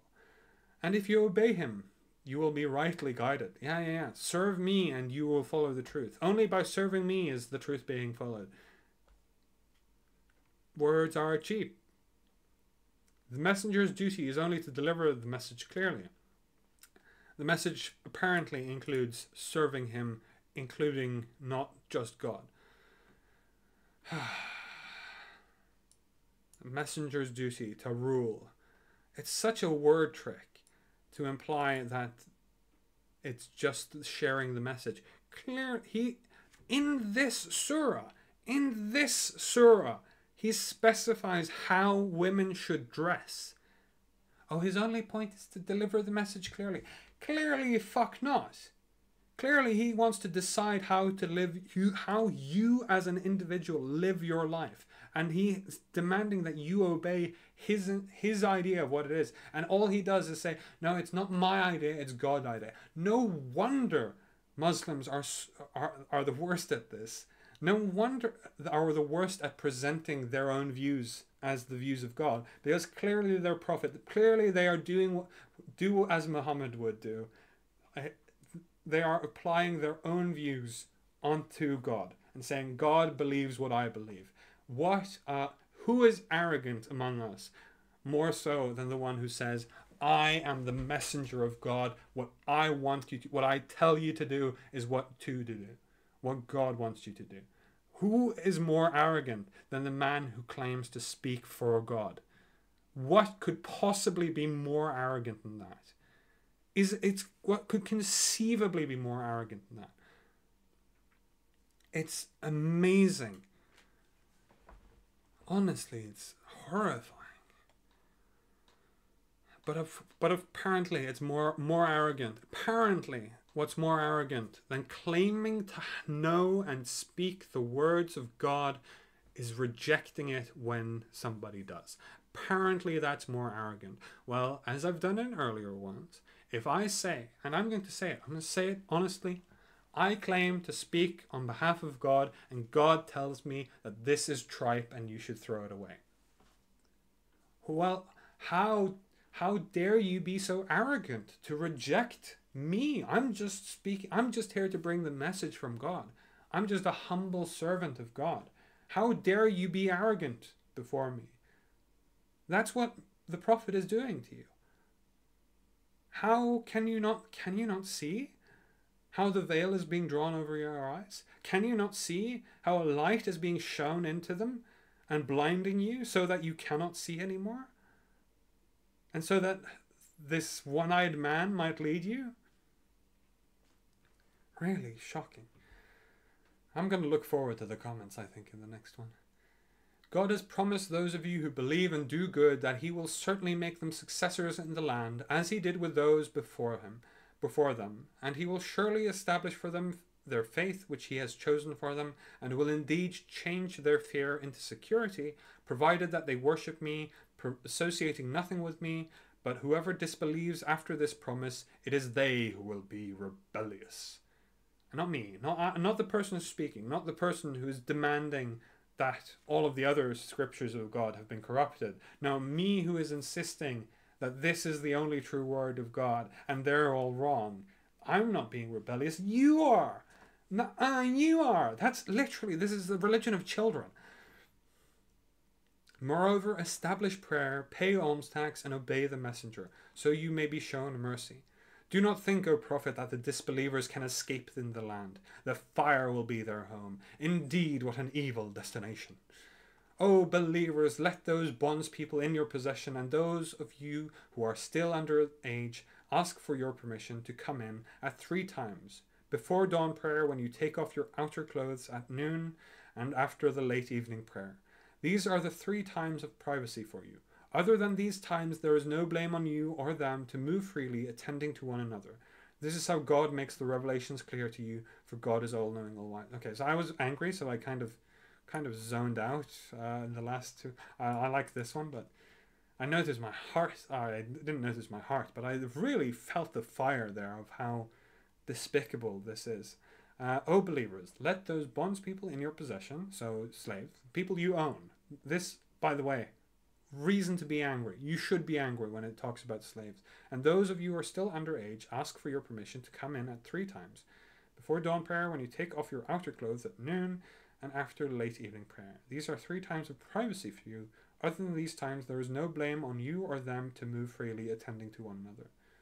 Oh, you have a right to 3 times of privacy, and then there is, other than that, you can move freely. Also, egregious, honestly. I think more and more we should understand and respect the privacy of others.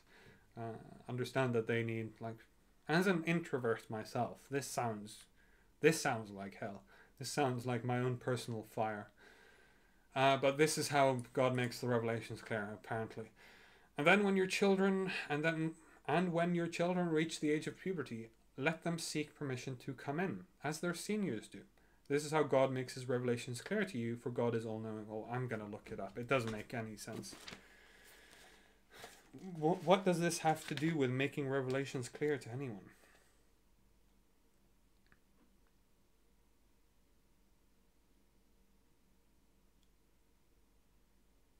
When your children reach puberty, they should always ask your permission to enter like their elders do. This is how God makes his messages clear.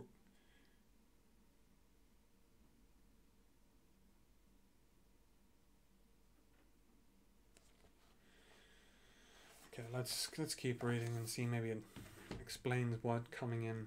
What does coming in?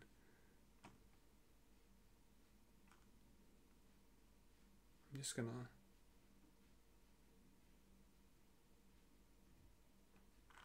What does coming in mean? I mean, it does earlier mention sort of.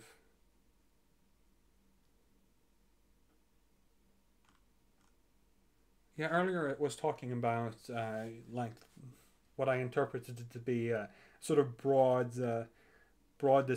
description of property rights, where you are like residential homes. You have the right to you have to ask someone for permission before you enter someone's home. So maybe that's the context this is being said, even though it sort of weirdly jumps from this to that.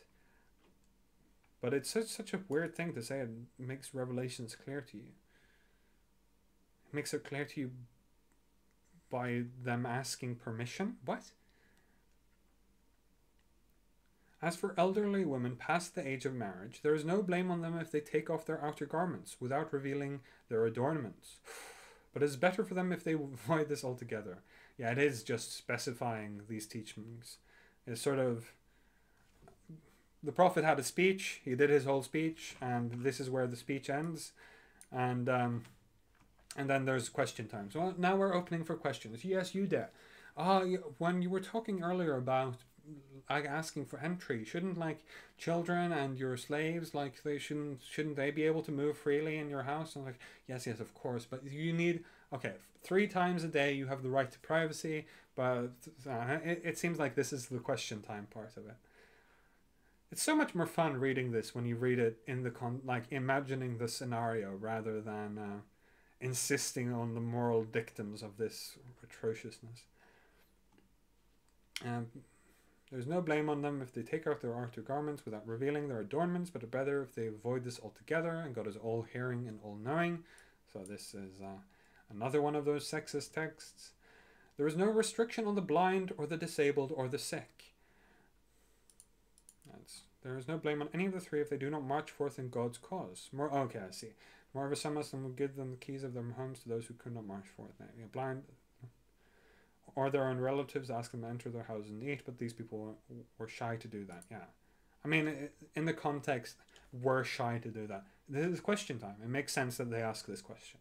Nor on yourselves if you eat from your homes, or the home of your spouse or children, or the homes of your fathers, or your mothers, or your brothers, or your sisters, or your paternal uncles, or your paternal aunts, or maternal uncles, or maternal aunts, or from the homes in your trust, or the homes of your friends. There is no blame on you eating together or separately. However, when you enter the houses, greet one another with a greeting of peace from God, blessed and good. This is how God makes his revelations clear. Oh, now it makes sense. Because this is question time. This is how God makes his revelations clear, by letting you ask questions and engaging. So that's what happened there. That makes sense. Someone is in the house, greet them by saying, Assalamu alaikum, peace be upon you. If there is no one there, as you greet yourselves by saying, Assalamu alayna wa ala ibad ilahi as-salahin, peace be upon us and all righteous servants of God. The true believers are those who only believe in God and his message. Did I read everything? Yeah.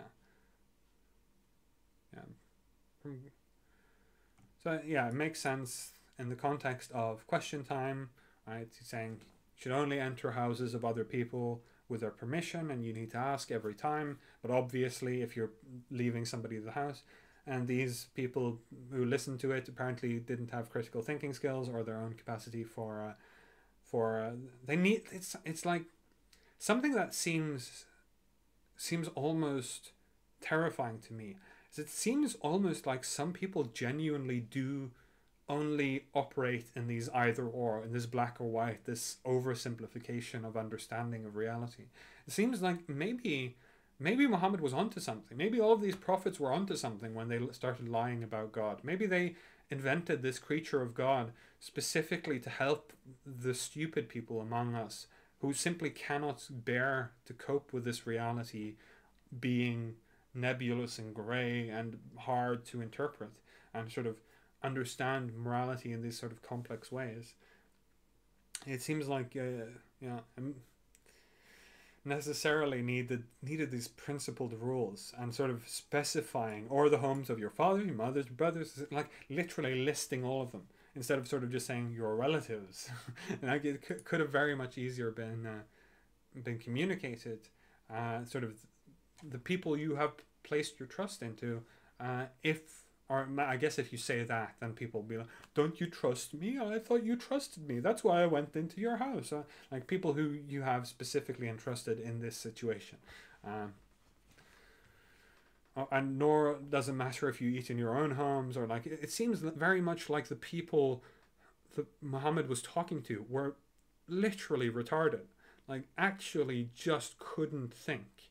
Just like, I don't usually use retarded to refer to people with mental disability. No, it isn't mental disabilities either. It's just literally inhibited, like prevented, like retarded in this most original sense of being incapable of doing something. Like it being incapable of genuinely thinking. And it seems like these kinds of people needed a list of dictums to be able to interpret what to do in life. And maybe that's true still. Maybe there are still people who are too stupid to engage with ethics in a sort of nuanced, critical way. And that's why they use holy books. Because it's the only way they know how to think. Well, it's their replacement instead of thinking, to be clear. It's not thinking. It's memorization is not thinking.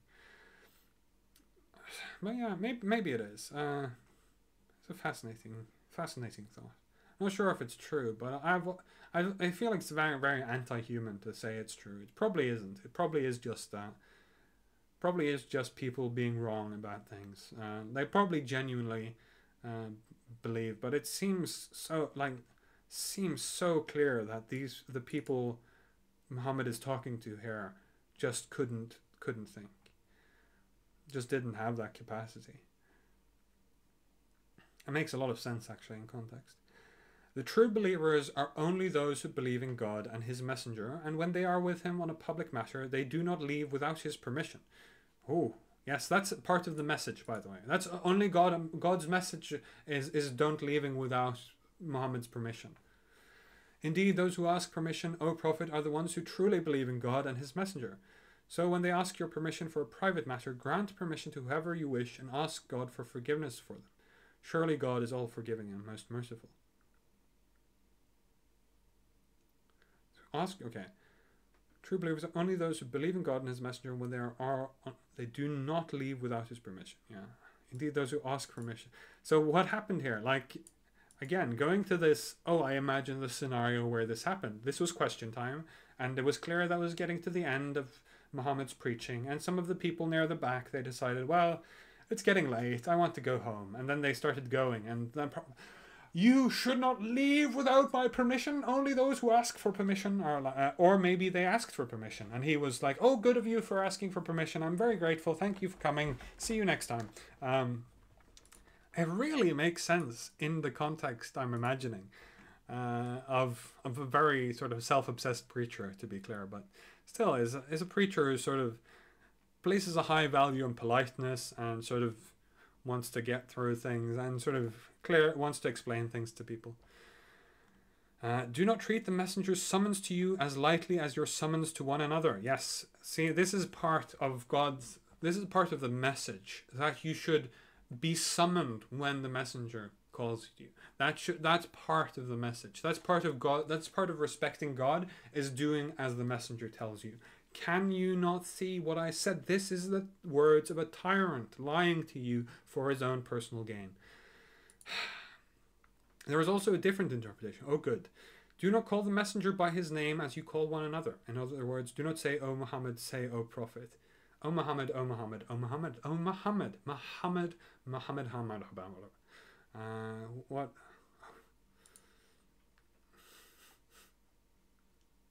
This idea of reverence, it's frankly childish.